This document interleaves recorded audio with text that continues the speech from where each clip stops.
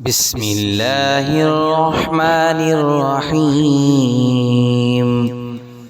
القارعة ما القارعة وما أدراك ما القارعة يوم يكون الناس كالفراش المبثوث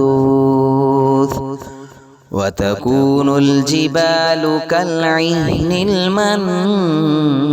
المنفوش فأما من ثقلت موازينه فهو في عيشة راضية وأما من خفت موازينه فأمه هاوية وما أدراك ما هي نار حامية.